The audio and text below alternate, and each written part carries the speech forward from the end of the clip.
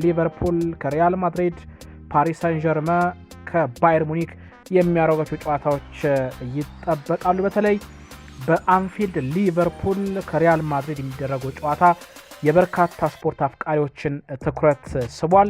የሪያል ማድሪዱ አሰልጣኝ ዣቪ አሎንሶ የቀድሞ የሊቨርፑል ተጫዋች እንደነበር እናስታውሳለን። ጋዜጣዊ መግለጫ ሰጥቷል። ከጨዋታው በፊት ለጨዋታው ትኩረት ሰጥተናል፣ ባለፈው በላሊጋው ጨዋታ ላይ ብቃታችን አሳይተናል፣ ይህንን ነገር በዛሬው ጨዋታ ላይ መድገም አለብን የሚል ሀሳቡን አጋርቷል። ኪሊያን ምባፔ ታላቅ ተጫዋች ነው፣ በየጨዋታው ጎሎችን እያስቆጠረ ይገኛል። ባለኝ የተጫዋቾች የቡድን ስብስብ በጣም ደስተኛ ነኝ፣ ማንንም ከፍ ማንንም ዝቅ አላደርግም፣ ሁሉንም በአንድ ነው የሚመለከተው ሲል ዣቪ አሎንሶ ተናግሯል። ወደ አንፊልድ መጥቶ መጫወት የተለየ ክብር አለው። በሊቨርፑል ጥሩ ጊዜ ነበረኝ፣ ዛሬ ደግሞ በአሰልጣኝነት ሪያል ማድሪድን በመያዝ ወደ እንግሊዝ ተመልሻለሁ፣ በጣም ደስተኛ ነኝ፣ ሊቨርፑል ታላቅ ቡድን ነው የሚል ሀሳባቸውን ነው ያጋሩት ዣቪ አሎንሶ። ከዚህ ጋርም ተያይዞ ስለ ፍሎሪያን ቪርትዝም ተጠይቀው ነበረ። ፍሎሪያን ቪርትዝን በተመለከተም ሀሳባቸውን አጋርቷል ዣቪ አሎንሶ።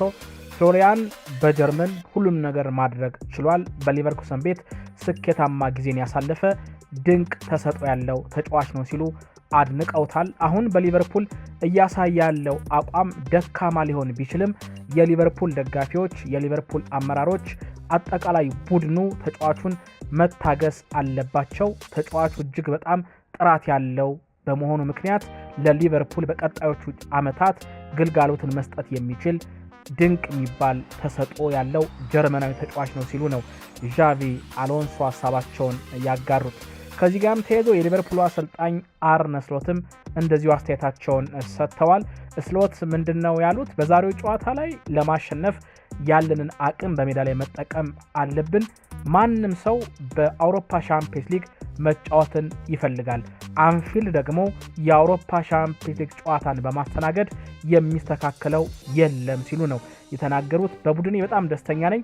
ባለፉት ጨዋታዎች ሽንፈቶችን አስተናግደናል። አሁን ከዛ ሲስተም በመውጣት የዛሬውን ጨዋታ በትኩረት ማድረግና ማሸነፍ ይጠበቅብናል ሲሉ ስሎት ሀሳባቸውን አጋርተዋል። የዛሬው ጨዋታ በጉጉት የሚጠበቅ ነው። በርካቶችም ሀሳቦቻቸውን እያጋሩ ይገኛል። የቴንቲ ስፖርት ተንታኞች፣ የቢቢሲ ስፖርት ተንታኞችም ግምታቸውን አስቀምጠዋል። አብዛኛዎቹ ሪያል ማድሪድ የዛሬውን ጨዋታ ያሸንፋል የሚል ሀሳባቸውን ቢያጋሩም ሌሎቹ ደግሞ ቀሪዎቹ ደግሞ ሊቨርፑል የዛሬውን ጨዋታ የማሸነፍ እቅድ ወይም ሀሳብ እንዳላቸው እየገለጹ ነው የሚገኙት። ጁድ ቤሊንግሃምም ወደ እንግሊዝ በመመለሴ በጣም ደስተኛ ነኝ፣ ሊቨርፑል ታላቅ ክለብ እንደሆነ እናውቃለን፣ ጨዋታውን በትኩረት እንመለከተዋለን ሲል ጁድ ቤሊንግሃም ሀሳቡን ገልጿል ማለት ነው። በሌላ ጨዋታ በፓርክ ዴስ ፕሪንሰስ ፓሪስ ሳን ዠርመን ከባየር ሙኒክ የሚያደርጉት ጨዋታ ይጠበቃል። የባለፈው ዓመት የአውሮፓ ሻምፒዮንስ ሊግ አሸናፊው ፓሪስ ሳን ዠርመን እንግዲህ በጣም ጥሩ የተጫዋች ስብስብ እንዳለው ይታወቃል። በእርግጥ በዚህ ዓመት በፈረንሳይ ሊግ ተፎካካሪ ክለቦችን እያስተናገደ ይገኛል። ይህ ክለብ እንደ ድሮ እንዳለፉት ዓመታት ፒኤስጂ የፈረንሳይ ሊግን ያሸንፋል ተብሎ አሁን ላይ ሆኖ መናገር በጣም ከባድ ነው። ምክንያቱም የነኒስ ብቃት በጣም ጥሩ ነው። ኦሎምፒክ ደ ማርሴ እንዲሁም ስትራስቡርግም ጥሩ ጊዜን እያሳለፉ ይገኛል በሊጉ።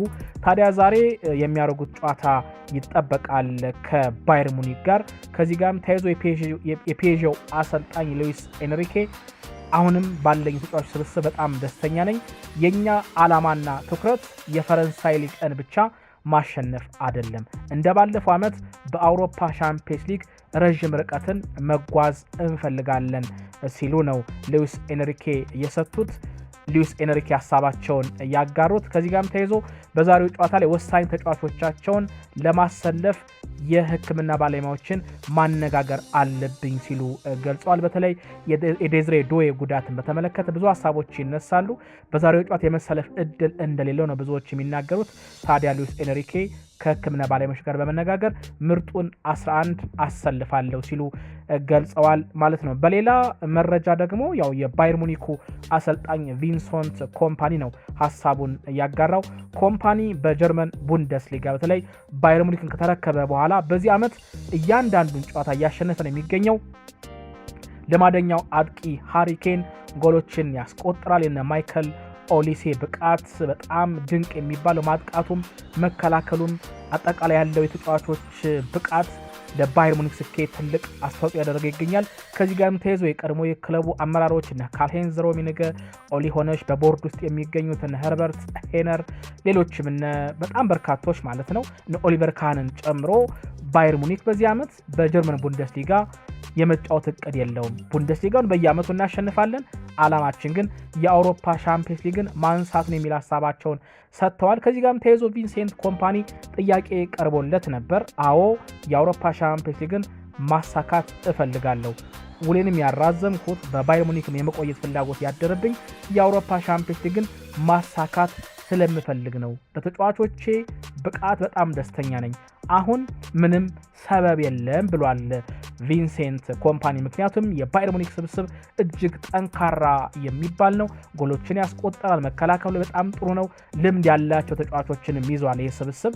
ስለዚህ ዛሬ ከፒኤስጂ ጋር የሚያደርጉት ጨዋታ ይጠበቃል። በእርግጥ በሀገራችን ያው የሊቨርፑል ደጋፊዎችም ከመኖራቸው ጋር ተያይዞ ለእንግሊዝ ፕሪሚየር ሊግም ቅርብ ስለሆነን የሊቨርፑልና የሪያል ማድሪድን ጨዋታ እንመለከታለን፣ ላሊጋውንም ስለምንከታተል። ነገር ግን የፒኤስጂና ባየር ሙኒክ ጨዋታ ቢታይ በጣም ብዙ ነገሮችን ማግኘት የምንችልበት ድንቅ ፉክክር የሚታይበት ጨዋታ ይሆናል ተብሎ ነው የሚጠበቀው። ከዛ በተጨማሪ ቶተንሃም ከኮፐንሃገን፣ ዩቬንቱስ አዲስ አሰልጣኝ ቀጥሯል ሉቺያኖ ስፓሌቲን ከስፖርቲንግ፣ እንዲሁም ቦዶ ከሞናኮ፣ አትሌቲኮ ማድሪድ ከሮያል ዩኒየን፣ ናፖሊ እንዲሁም ከኢንትራ ፍራንክፎርት የሚያደርጉት ጨዋታዎች እንደዚሁ የሚጠበቁ ይሆናል ማለት ነው። ሌሎች መረጃዎቻችን እናልፋለን። የኮኖር ጋላገር ጉዳይ ይነሳል። ጋላገር እንግዲህ በአትሌቲኮ ማድሪድ ነው የሚገኘው። በቂ የመጫወቻ እድል እያገኘ አይደለም። ይህ ተጫዋች ታዲያ ወደ ማንቸስተር ዩናይትድ የመምጣት ፍላጎት እንዳለው የተገለጸ የሚገኘው የቡድኑ አሰልጣኝ ሲሞኔ ተጫዋቹን ፈልጓለሁ ቢሉም የተጫዋቹ ወኪል የሆነው ቫርጋስ ግን ተጫዋቹ በአትሌቲኮ ማድሪድ ደስተኛ ነው፣ ነገር ግን የሆነ ክለብን መቀላቀል ይፈልጋል ሲል ሀሳቡን አጋርቷል። አርሰናል በተለይ የቪክቶር ዮኬሬሽ ጉዳት በተመለከተ ኤክስፐርት የሆኑት የሕክምና ዶክተሩ ጆ ዊሊያምስ ምናልባት የቪክቶር ዮኬሬሽ ጉዳት ከ2 እስከ 4 ሳምንት ሊሆን ይችላል የሚል ሀሳባቸውን አጋርተዋል።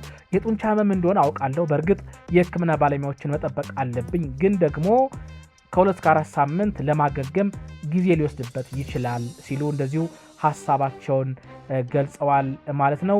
ቼልሲ ኤንዞ ማሬስካን የማሰናበት እቅድ እንደሌለው የክለቡ አመራሮችም አሳውቀዋል። በተለይ በሰንደርላንድ ከተሸነፈ በኋላ ቼልሲ ከዛ በኋላ ቢያሸንፍም ግን ደግሞ የክለቡ አመራሮች በአሰልጣኙን በማሰናበት አንዶኒ ኢራኦላን ማምጣት ይፈልጋሉ ቢባልም ነገር ግን የክለቡ አመራሮች ኤንዞ ማሬስካን የማሰናበት እቅድ እንደሌላቸው እየተነገረ ይገኛል ማለት ነው።